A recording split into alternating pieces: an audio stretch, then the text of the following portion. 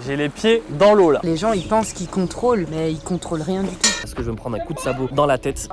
C'est violent. Waouh, c'est fort. Salut à tous et bienvenue dans cette nouvelle vidéo où on fait le tour de France. Et aujourd'hui, je suis pas loin de Lyon. On m'a dit qu'aujourd'hui j'allais être en immersion avec le cheval, dans le pré. C'est le genre de choses que je peux pas voir en club. Je suis un peu intrigué. Est-ce que je vais me prendre un coup de sabot dans la tête par un cheval? Je n'en ai aucune idée. Bon les gars, avant de commencer cette journée incroyable avec Lucie, là je suis en train de découvrir du coup la jument de Matt. Et pour la première fois, je rentre en fait dans un paddock. Je vous présente Matt, si vous le connaissez pas déjà. Il est plus connu que moi. Normalement vous le connaissez. Là c'est des paddocks. Waouh, c'est le manège, c'est ça? C'est la première fois que je vois un manège aussi stylé. Ça c'est le cheval de Lucie. Voilà Angel qui a perdu beaucoup de poids. Elle est assez sensible. Elle est hyper fine, ouais. Comme la peur, les émotions, les choses comme ça. Ça c'est encore autre chose. Mais par exemple, j'ai l'intention d'aller caresser le cheval. Le cheval va le percevoir avant que tu veuilles que tu le touches, quoi. Tu vois.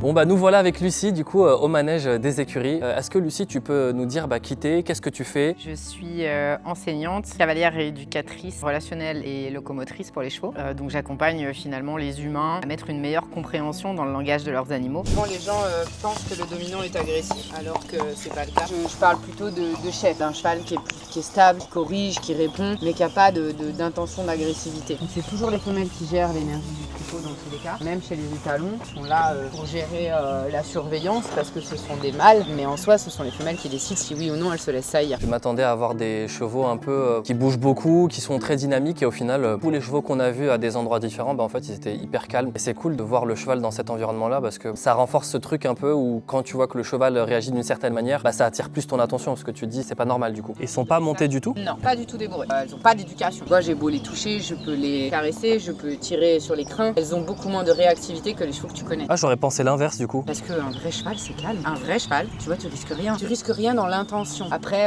là il y a une guêpe, elle chasse la guêpe, si je me pousse pas je le prends le coup de pied. Par contre le coup de pied il est pas visé. L'intention elle est pas contre moi. Tu peux t'asseoir à leurs pieds, entre guillemets tu risques rien. Passer dessous quoi. J'ai jamais osé faire ça. On t'apprend à te méfier du cheval puisque le cheval n'a pas appris à être en lien avec l'humain et il n'est pas en paix avec l'humain. Moi je les prédébourre comme ça. Tu montes à moitié? Ah c'est fou. Il se gratte avec la main. Après les autres elles viennent réclamer parce que du coup voilà. Pourquoi elle bénéficie de ça et pas moi? Les gens ils pensent qu'ils contrôlent mais ils contrôlent rien du tout. Moi tu vois je les habitue, je me mets sur ma barrière, je lève la jambe, je passe dessous, ils viennent se mettre sous ma jambe. J'ai jamais été aussi proche d'autant de chevaux de ma vie et c'est trop cool. Je m'attendais à ce que ça fasse plus peur mais c'est trop mignon. T'as une approche, je dis particulière mais en vrai de ce que j'ai vu ça devrait être la base finalement, ça devrait être ce que tout le monde fait. Il faut avoir aussi la bonne mentalité je pense aussi, être motivé à faire bien. Bon Lucie me propose d'aller au contact des chevaux, on va voir ce que ça donne. Ah, je passe.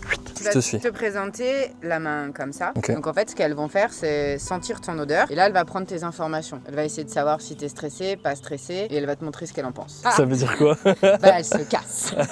Je suis pas intéressant. Non c'est pas que t'es pas intéressant, c'est qu'à mon avis il y a quelque chose de stressant qui est à l'intérieur de toi et du coup la jument dit c'est pas confortable pour moi. Celle-ci c'est la leaduse. Elle vient pareil prendre les informations. Comme son job n'est pas de surveiller son troupeau, ça ne crée pas de stress que tu ne sois pas stable. Okay. Au contraire ça peut créer de la curiosité et du coup elle propose un lien. Plus elle va bouger la tête vers le haut et lever la babine, plus c'est confortable. Et tu y vas, hein, c'est un cheval. Hein. Ok. Waouh, c'est violent. Ça s'exprime, c'est pour ça qu'on utilise ça. Tu peux pas dire oui s'il te plaît. Ouais, vu que je suis toujours dans je fais attention au cheval, je veux pas lui faire de mal. Finalement, je suis trop doux et je sais pas c'est quoi le niveau. J'ai fait mes steps, elle m'en veut pas du tout. Bon après la théorie et la pratique, j'ai aucune idée de comment ça va se passer. Faut savoir que là en fait, moi je suis un petit citadin. Moi je suis un parisien qui a pas l'habitude d'être en pré et là en fait, je suis dans un pré. Bon, on m'a donné un stick. Voilà, j'ai l'impression d'aller à la pêche là. En plus on entend un courant d'eau à côté. Je vais aller pêcher du cheval. Et donc là, tu récupères le licol, c'est ça? Ouais, on a le licol. Et ça, là, apparemment, c'est coup de jus, donc j'ai peur. Tu as été mis en situation. J'ai été testé. Ouais. C'est ça, non? Presque, ouais. Moi, ce qui m'intéresse, c'est le niveau de vulnérabilité avec son animal. Et si c'est juste pour posséder un savoir, une technique et une méthode, je suis énormément contactée pour ça. Et je refuse parce que l'intention, c'est d'avoir le savoir et de pas le vivre. Et ça, ça me dérange. C'est quoi la considération pour toi? On pense à toi. C'est prendre en compte, en fait. Un peu plus que prendre en compte. Parce que tu sais pas posséder. Ça, c'est le prédateur qui parle. Qu'est-ce qu'on fait quand on considère? On regarde. Effectivement, on regarde. Et du coup, si on regarde, qu'est-ce qu'on ne fait pas? Je suis pas sûr de comprendre Je pense que c'est la mise en sécurité. Tu inspectes plus le danger si tu as de la considération là-dessus. Donc tu es prêt à mettre ta vie en danger pour considérer. Oui, il y a une notion de ta propre sécurité qui n'est plus là. Waouh, c'est fort, ok. C'est beaucoup plus fort que ça, la considération. Donc lui, s'il te considère, il fait un effort d'arrêter de boire, de manger, de veiller à sa sécurité. Donc pour un animal de proie et de fuite, c'est un cadeau. Mais c'est pas de l'amour. Ah non, c'est un besoin qui se comble. Le cheval, il n'a pas de notion du temps. La grosse différence qu'il existe entre l'humain et le cheval, c'est le temps. Parce que toi, tu viens monter 1 heure, mais le cheval, il sait pas ce que c'est qu'1 heure. Et pourtant, toi, on te dit vite, il faut aller monter, vite, il faut préparer. Ouais, mais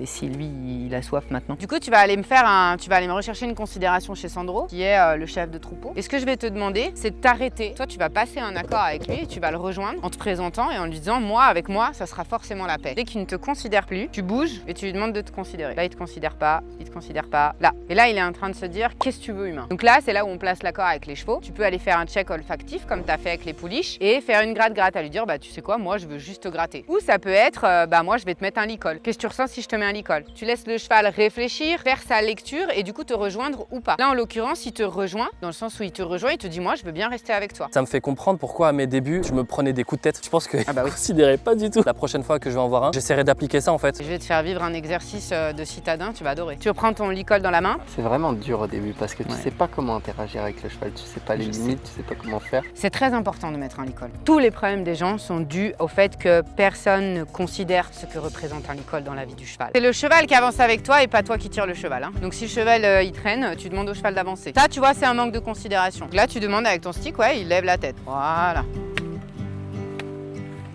Eh ben dis donc.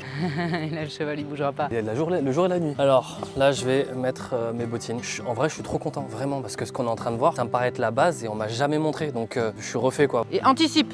Voilà. Là, il commence à te croire. Petit défi, citadin. Allô? Ouais. Allez. Et du coup, c'est à toi de motiver et d'être inspirant pour que le cheval vienne avec toi. Relâche ton stick, il vient. Voilà, laisse-le sentir. Et ressource. Ressource, ça veut dire caresse, pardon. Excuse-moi, j'ai trop l'habitude. J'ai les pieds dans l'eau là. Tout va bien. Tout va bien, le Parisien a les pieds dans l'eau. Et tu te déplaces avec lui, tu vois, tu peux rester sur la berge et tu l'envoies dans l'eau. Ah, lui, il va carrément dans l'eau. Oui! C'est contre-instinctif, l'eau. Pour le cheval ou pour moi?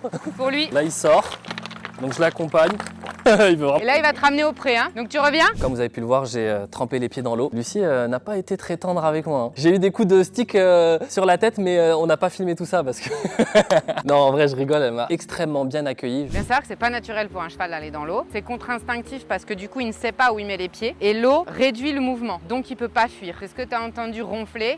Où là, il a commencé à s'inquiéter. Il s'est dit, putain, là, par où je fuis? Et là, tu vois, il est en train de prévenir qu'il va réagir différemment. Il a les yeux très fixes. Les oreilles sont en arrière, le corps est tendu. Là, au moindre bruit de trop, il saute. Qu'est-ce que tu penses de cette journée? Est-ce que je m'en suis assez bien sorti? Pas du tout. Bah déjà, tu t'en es très bien sorti parce que j'ai pas été très confortable. Non, mais ça va, franchement.